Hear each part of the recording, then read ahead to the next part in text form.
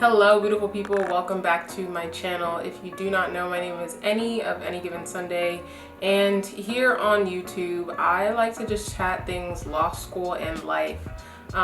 Today's video, there is no agenda. I'm probably going to be rambling and just talking for the sake of talking, talking for the sake of consistency on YouTube, but also I just figured I would just come and chat and just do like a regular life update, law school update, things like that. In the quest of trying to figure out what I want my style to be on YouTube, I've like looked through a lot of law school vlogs, I've looked for inspiration, I've looked through a lot of different things, and you know, the traditional telling you about the path to law school or telling you tips about law school or telling you how my days through law school, all of that stuff is fun, and I will do that every now and then. But what I felt like was lacking was just this general like realness about just like, you know, how people feel as they go through law school and how they feel about their experience, and just a general pulse check, like just a chit chat pulse check. There are so many resources out there for studying for the LSAT, so many resources out there for how to nail a job, how to land a job, and I'd be happy to contribute to them, but sometimes it's also just cool to be like, how does that person feel about their law school journey, especially as I'm going into my last year. So I'm just gonna ramble and think through a couple of things that I just want to update you on. And you know, I just finished my internship for school, at a law firm for the summer. I'm going into my last year of law school. I literally remember when I announced. I haven't had too many videos since then, but I still remember when I announced that I was going to law school, and it is crazy to me. It's not crazy because I knew 3 years would fly by, but it's still kind of a crazy concept that like, wow, I'm like 1 year away from being done with school forever, from starting a career for real this time, from doing something that I wanted to do for like half of my life, for my whole life, for a very long time. So it's very like weird and surreal. But that being said, it's cool to just do a pulse check on just like, how do I feel? Like, you know, and you know, hopefully one day I'll look back on this and like, you know, just have this as documentation. And hopefully this is just helpful for you if you're thinking about law school and wanting to know like what it's like at every stage of the journey. So first things first, let's just chat about like my internship and how that went. Yeah, let's start with that. Also, can we take a quick millisecond to talk about this ponytail? A quick millisecond. Please. Makeup is not looking too bad. Hopefully it doesn't look too crazy when I go to edit this video, but okay. So internship. I worked at a law firm. I was at a law firm last summer, but it was smaller and it was only focused on litigation. And this summer I was at your more traditional, you know, big law firm. I went in not undecided, I was leaning litigation, but I've never experienced corporate work. And I will say for a lot of first gen law students, unless you have worked as a paralegal or worked at a bank or like had some sort of exposure to the corporate world, I think it's generally difficult for you to get a sense of what that work actually entails. And so I don't know how different firms feel about people testing the waters and trying corporate work, but it's not completely devoting their entire summer to it. But I do think it's very pro first gen to allow that experience, especially considering the fact that you you select kind of your firm at the beginning of your second year of law school. Your first year of law school, your coursework is already chosen for you. And none of that involves any corporate work. Everything is litigation based.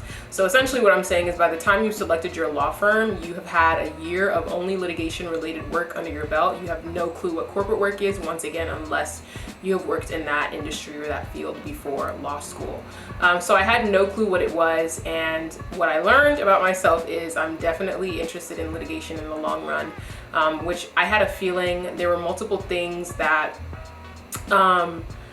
multiple factors that I had to weigh or consider.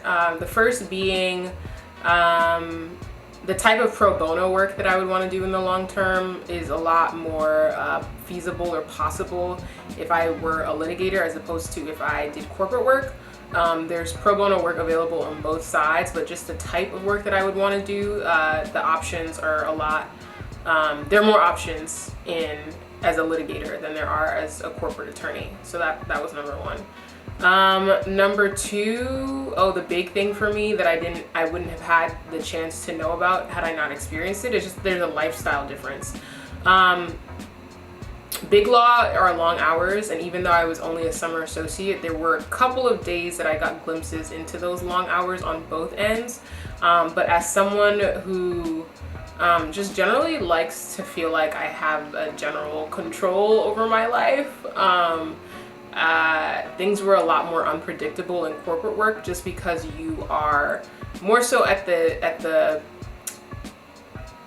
I don't want to say like at the whim, or at you're dependent on the client, right? So if the client gets back to you with something that needs to get done really quickly, which is typically the case in corporate work, you need to get on it quickly. You might have to drop everything. There are certain things that exist, certain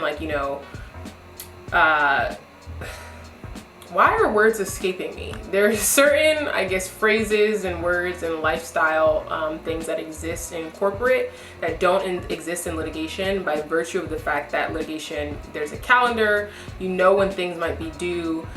There's never really anything incredibly urgent because there's a calendar, right? Like, things might be urgent in the sense that you have a lot of work at one time and you need to figure out how to get everything done, but they're not urgent in the sense of oh shoot, we have to turn this around in 2 hours, or we need to get this back in. We just found out about this 2 hours ago and it needs to get in now. So that was another thing. So pro bono, lifestyle. Generally, I just think more so my skill set. I actually think it would have been fine either way, but I do just think there was a genuine, okay, here's how I can describe it. Even though the work that I was doing in litigation wasn't interesting, wasn't riveting, I wasn't necessarily bored, right? When you're a summer associate, they're smaller menial tasks that you might be doing, it might be repetitive, or it might be, just smaller pieces of the puzzle, but I wasn't necessarily bored, and I felt like what I was doing was important, and I felt like I understood it.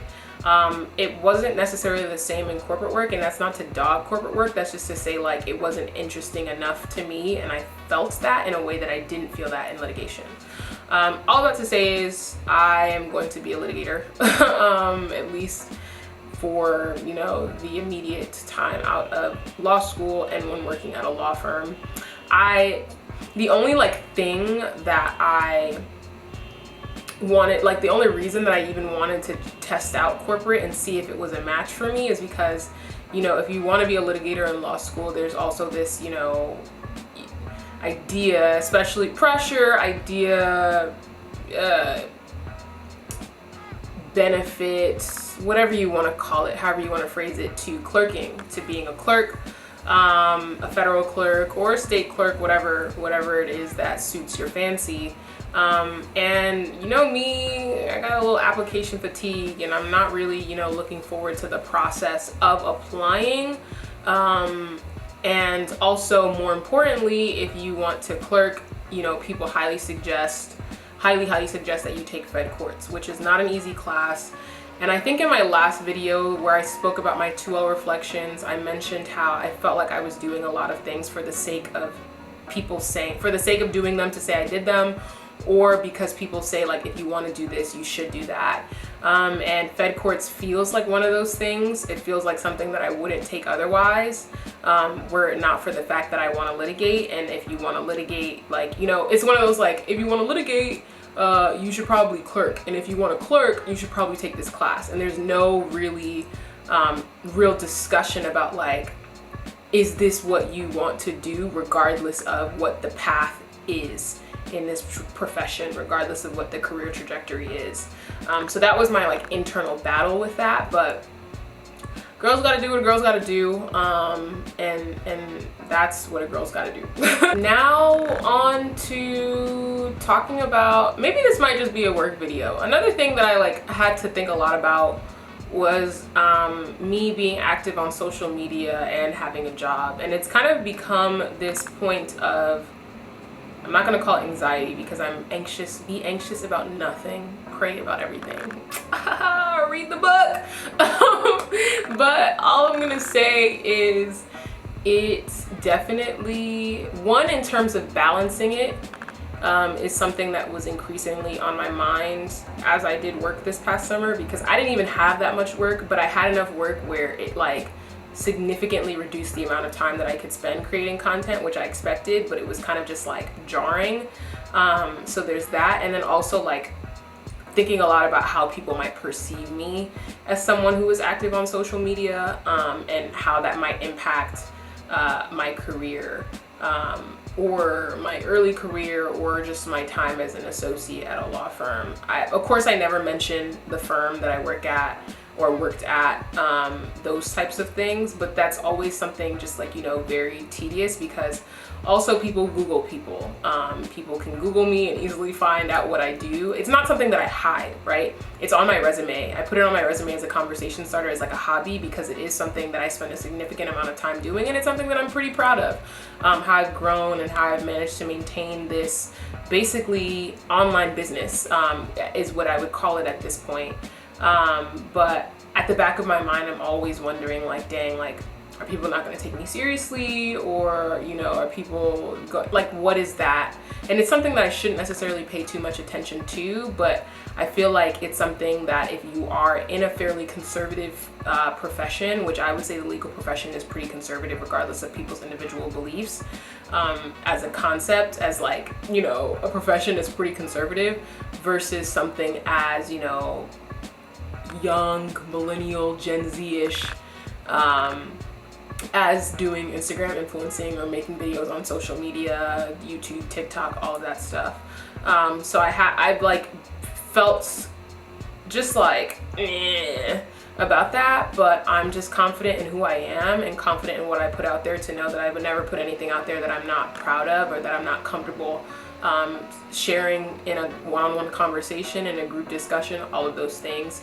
It is weird because I do feel like people might make assumptions about my time, and that's something that I deal with, not only in the concept of a workspace, but also in the concept of dating and friendships. I think people make assumptions about my time based on what they see on social media, based on what they know I do, based on what they know about law school and working. And so like sometimes I feel that people make decisions for me based on what they presume about how I spend my time, or how much time I have to spend, or how much time I don't have to spend.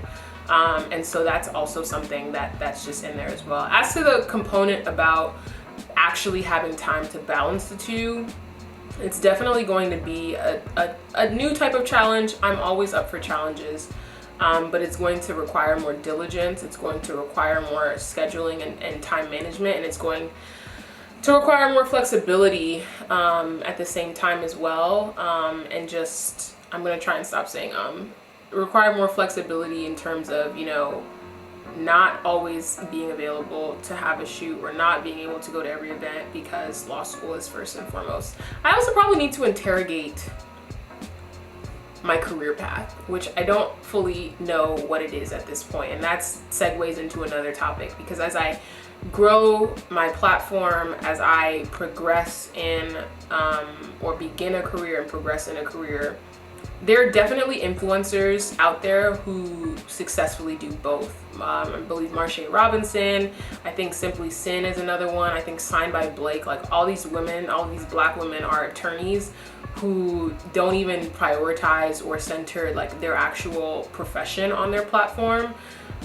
They're just influencers who are attorneys, and attorneys who are influencers, and they're not necessarily thinking to mesh the two or combine the two, which is what I think about as well. It's essentially just like, I have a job and I have a business, that type of thing. So I think I need to look more, I think I need to find a mentor in that space. Yeah, I think that's what it is. I think I need to find someone who is more closely aligns to the type of thing that I've been doing, because I don't even know what I'm trying to do. I'm having fun with my blog, I'm having fun with all of those things. And the bigger issue is figuring out what it is exactly I want to do when it comes to the law. And I'm a lot more comfortable and more, yeah, I would say more comfortable just being transparent about the fact that I fully don't know anymore. I came into law school as a teacher, and I care deeply about children and education and that type of thing. And I'm even hoping to maybe participate in Columbia's like education policy lab thing that they have during my second semester, because I felt what was lacking from my law school career was any relationship to that type of work. Like I was like, dang, like there's not even a class on children, on child advocacy. There's not even like a pretend anything, you know, there used to be an adolescent clinic, but it wasn't really what I think a lot of people thought it would be. So I thought about it and I was like, wow, I didn't even have the opportunity to pursue what I had like, you know, come to law school for. And so I'm hoping to do that in my second semester. But that being said, yeah, I can't even say what I would want to do in the long run, because I haven't even experienced a lot of things.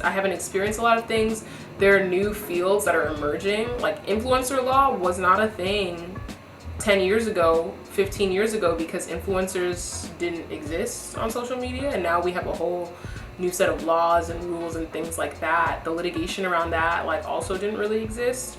And so I'm also just like, guys, like we're in a time period where things are rapidly changing, especially as we've seen this past year with the pandemic and all of those things. And so and that's growth for me. Being very comfortable with not knowing is growth for me.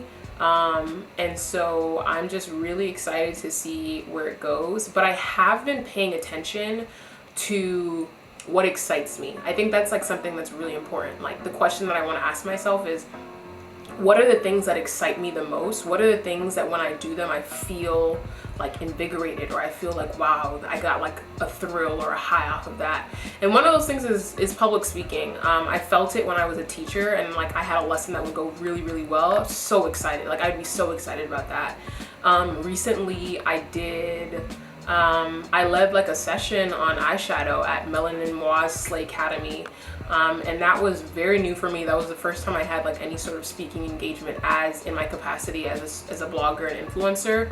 But I really appreciated, like I enjoyed, it was kind of like teaching all over again, like sharing something and sharing that with people.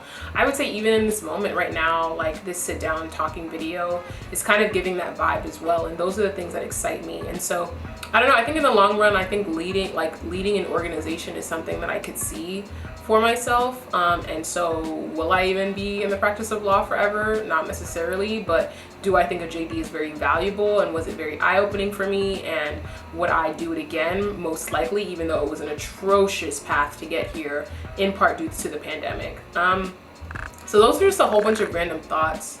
I think I'm gonna stop there. I think this video is long enough, but I would love to hear your thoughts on anything that I said or mentioned, or just like my rambling. I hope it's cohesive. I hope it's coherent. I hope it makes sense. And if you have any other topics that you want me to talk about, just like real topics, right? Like, you know, like I'm a human being. I'm not a robot. And so talking about all the robotic things of law school doesn't really appeal to me anymore. But if you want to know about like the real life things, like how am I taking care of myself, how do I, you know, how are those types of things, like how am I, like how are you, those type of things, I'm all down to talk about, to humanize the law student experience. Yeah, let's humanize the law student experience, basically, is the goal of my channel. So anything that can do that, please feel free to leave topic, content suggestions, all of that in the comments, and I will be back to chat about them all in my next video. Thank you guys so much for watching. Really do appreciate it. Can't wait to see you next time. Bye.